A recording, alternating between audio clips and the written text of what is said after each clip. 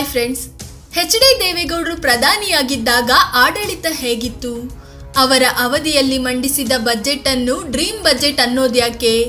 IAS ಅಧಿಕಾರಿಗಳನ್ನು ನೇಮಿಸಿಕೊಂಡಿದ್ದು ಹೇಗೆ ಗೌಡರು? ಜಮ್ಮು ಕಾಶ್ಮೀರಕ್ಕೆ ಹೋಗಿದ್ಯಾಕೆ ಎಚ್.ಡಿ.ಡಿ? ಖಾತೆಗಳ ಹಂಚಿಕೆ ಹೇಗಿತ್ತು? ಎಲ್ಲವನ್ನು ಈ ವಿಡಿಯೋದಲ್ಲಿ ಹೇಳ್ತೀವಿ.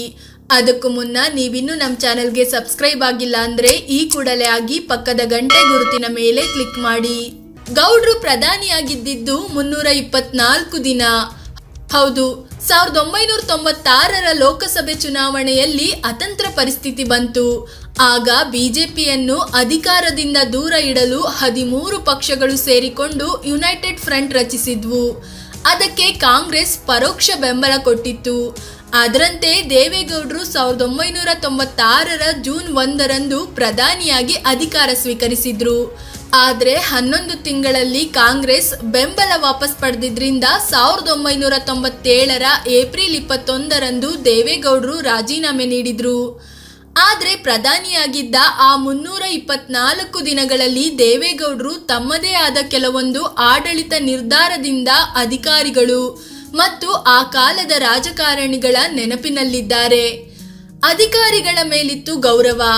ಪ್ರಧಾನಿ ಆಗಿದ್ದಾಗ ತಮ್ಮ ಕಚೇರಿಯ ಐಎಎಸ್ ಅಧಿಕಾರಿಗಳನ್ನು ತುಂಬಾ ಡಿಫ್ರೆಂಟ್ ರೀತಿಯಲ್ಲಿ ಆಯ್ಕೆ ಮಾಡಿಕೊಂಡಿದ್ರು. ಆ ಅಧಿಕಾರಿಗಳು ದಕ್ಷತೆ ಮತ್ತು ದಶಕಗಳ ಆಡಳಿತ ಅನುಭವ ಹೊಂದಿದವರೇ ಆಗಿದ್ರು.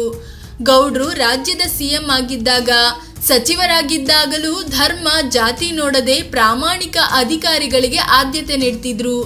ಅವರ ಜೊತೆ ಕೆಲಸ ಮಾಡಿದ ಅಧಿಕಾರಿಗಳ ಮೇಲೆ ದೊಡ್ಡ ಮಟ್ಟದಲ್ಲಿ ನಂಬಿಕೆ ಇಡ್ತಿದ್ರು. ಏನಾದ್ರೂ ಸಮಸ್ಯೆ ಆದ್ರೆ ಅಧಿಕಾರಿಗಳನ್ನ ಬಿಟ್ಟು ಕೊಡ್ತಿರ್ಲಿಲ್ಲ, ಅವರನ್ನು ನಿಂದಿಸ್ತಿರ್ಲಿಲ್ಲ. ಅಧಿಕಾರಿಗಳು ತಾನು ಹೇಳಿದಂತೆ ಕೇಳಿಕೊಂಡಿರ್ಬೇಕು ಅಂತ ಬಯಸಲಿಲ್ಲ.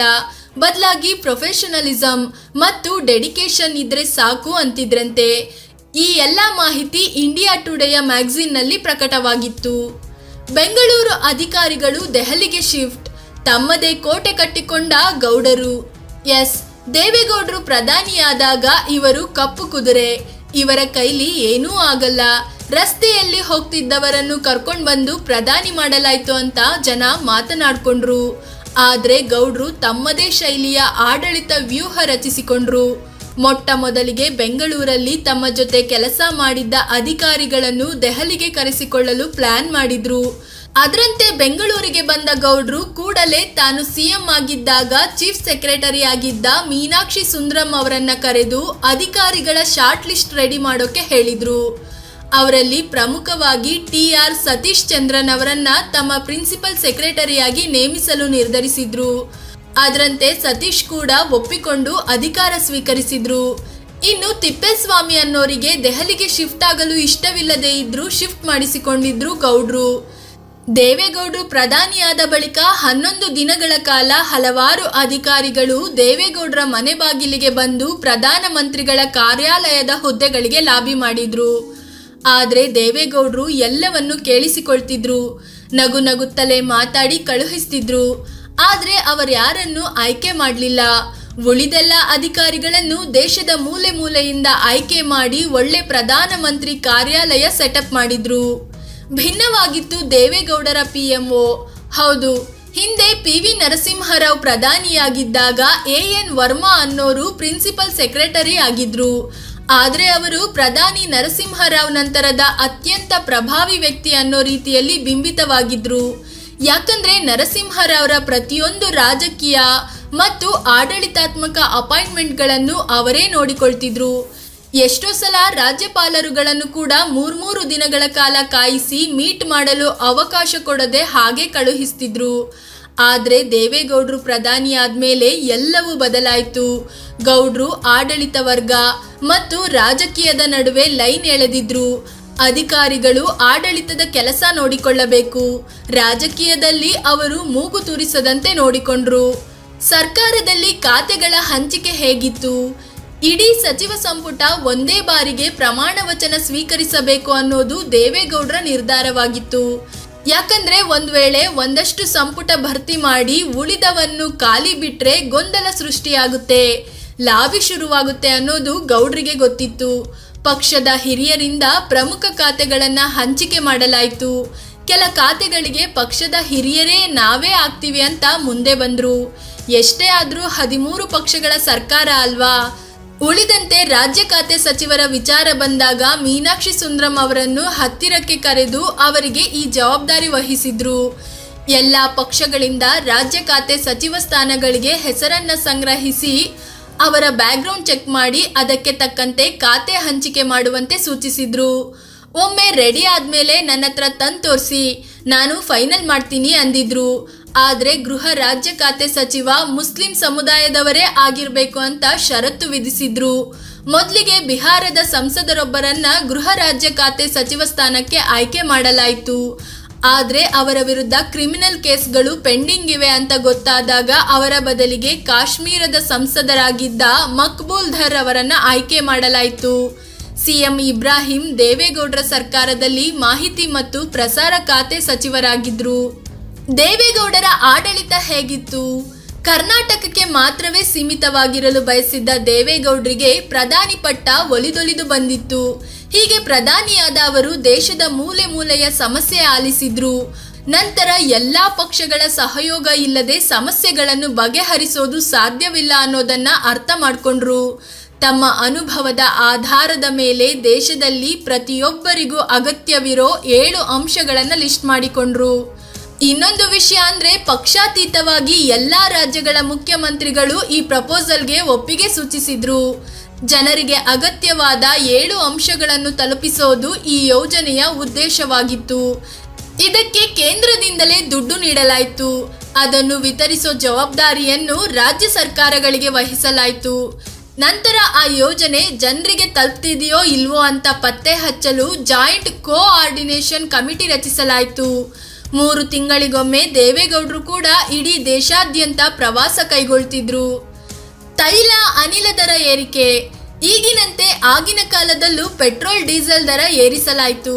ಇದರಿಂದ ಜನಸಾಮಾನ್ಯರ ಸಿಟ್ಟಿಗೆ ತುತ್ತಾಗಬೇಕಾಯಿತು. ಅಡುಗೆ ಅನಿಲ ಬೆಲೆ ಕೂಡ ಜಾಸ್ತಿ ಮಾಡಲಾಯಿತು. ಈ ಬಗ್ಗೆ ಪ್ರತಿಕ್ರಿಯಿಸಿದ್ದ ಗೌಡ್ರು, ಹಿಂದಿನ ಸರ್ಕಾರ ತೈಲ ಕಂಪನಿಗಳ ಬಳಿ ಮಾಡಿರೋ ಸಾಲ 6,000 ಕೋಟಿ ರೂಪಾಯಿ ಅಷ್ಟಿದೆ.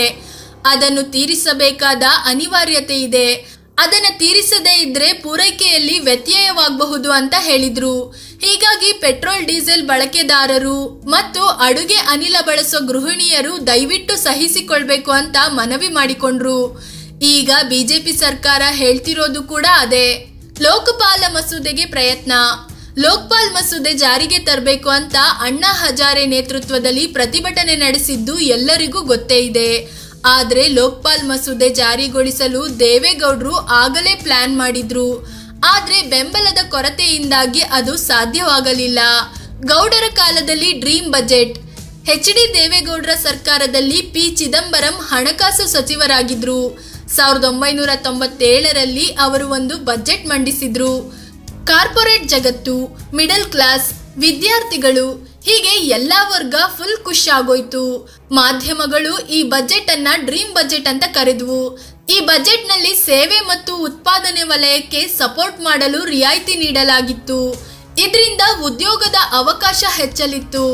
ಮಿಡಲ್ ಕ್ಲಾಸ್ಗೆ ಆದಾಯ ತೆರಿಗೆ ಕಡಿಮೆ ಮಾಡ್ತು.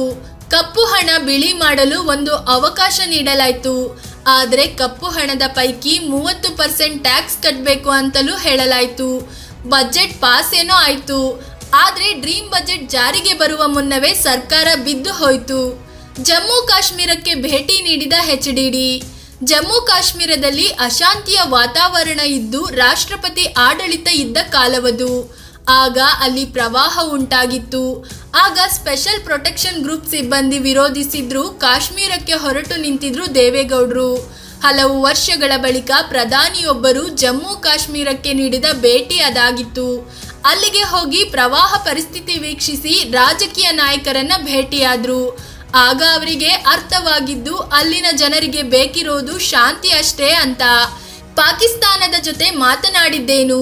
ದೇವೇಗೌಡರು ಪ್ರಧಾನಿಯಾಗಿದ್ದಾಗ ಪಾಕಿಸ್ತಾನದಲ್ಲಿ ಬೆನಜೀರ್ ಭುಟ್ಟೋ ಪ್ರಧಾನಿಯಾಗಿದ್ರು. ಆಗ ಅವರು ಭಾರತದೊಂದಿಗೆ ಉತ್ತಮ ಸಂಬಂಧ ಹೊಂದುವ ಸಲುವಾಗಿ ಭೇಟಿಯಾಗುವ ಸಲುವಾಗಿ ಪತ್ರ ಬರೆದ್ರು. ಅದಕ್ಕೆ ಉತ್ತರಿಸಿದ್ದ ದೇವೇಗೌಡರು, ಮೊದಲು ವಿದೇಶಾಂಗ ಸಚಿವರು ಮಾತನಾಡಲಿ, ನಂತರ ನಾವು ಮಾತನಾಡೋಣ ಅಂದಿದ್ರು. ಎಲ್ಲ ನೆರೆ ದೇಶಗಳೊಂದಿಗೆ ಉತ್ತಮ ಸಂಬಂಧ ಹೊಂದಬೇಕು ಅನ್ನೋದು ಗೌಡ್ರ ಉದ್ದೇಶವಾಗಿತ್ತು. ಆದ್ರೆ ಅಷ್ಟರಲ್ಲಿ ಬೆನಜೀರ್ ಸರ್ಕಾರ ಬಿದ್ದೋಗಿ ನವಾಜ್ ಶರೀಫ್ ಸರ್ಕಾರ ಬಂದಿತ್ತು. ಅವರೊಂದಿಗೂ ದೇವೇಗೌಡರು ಫೋನ್ನಲ್ಲಿ ಮಾತುಕತೆ ನಡೆಸಿದ್ರು, ಆದ್ರೆ ನೇರವಾಗಿ ಭೇಟಿಯಾಗಲಿಲ್ಲ. CTBTಗೆ ಭಾರತ ಹಾಕಲಿಲ್ಲ ಸಹಿ. HD ದೇವೇಗೌಡರು ಪ್ರಧಾನಿಯಾಗಿದ್ದಾಗ ಸ್ವಿಟ್ಜರ್ಲ್ಯಾಂಡ್ನ ಜಿನೇವಾದಲ್ಲಿ ಒಂದು ಸಮಾವೇಶ ನಡೀತು. ಅದೇ CTBT ಅಂದ್ರೆ ಕಾಂಪ್ರಹೆನ್ಸಿವ್ ಟೆಸ್ಟ್ ಬ್ಯಾನ್ ಟ್ರೀಟಿ. ಅಂದ್ರೆ ನಾವು ಯಾವುದೇ ರೀತಿಯ ಪರಮಾಣು ಪರೀಕ್ಷೆ ನಡೆಸೋದಿಲ್ಲ ಅಂತ ಒಪ್ಪಂದಕ್ಕೆ ಸಹಿ ಹಾಕೋ ಸಮಾವೇಶ ಅದಾಗಿತ್ತು. ಆದ್ರೆ ಭಾರತ ಅದಕ್ಕೆ ಸಹಿ ಹಾಕಲಿಲ್ಲ. ಪರಮಾಣು ಶಕ್ತಿ ಹೊಂದಿರೋ ದೇಶಗಳು ಬೆದರಿಕೆ ಹಾಕಿದ್ರೆ ಏನ್ ಮಾಡ್ತೀರಿ ಅಂತ ಕೇಳಿದಾಗ ನಾನು ಯಾರಿಗೂ ಕೇರ್ ಮಾಡಲ್ಲ, ನಮ್ಮ ನಿಲುವು ಬದಲಿಸೋದಿಲ್ಲ ಅಂತ ಹೇಳಿದ್ರು ದೇವೇಗೌಡರು. ಫ್ರೆಂಡ್ಸ್, ಇದಾಗಿತ್ತು ಪ್ರಧಾನಿಯಾಗಿ ದೇವೇಗೌಡರ ಆಡಳಿತ ಹೇಗಿತ್ತು ಅನ್ನೋದನ್ನ ತಿಳಿಸಿಕೊಡುವ ಪ್ರಯತ್ನ. ಈ ಬಗ್ಗೆ ನಿಮಗೇನನ್ಸುತ್ತೆ ಕಾಮೆಂಟ್ ಮಾಡಿ ತಿಳಿಸಿ.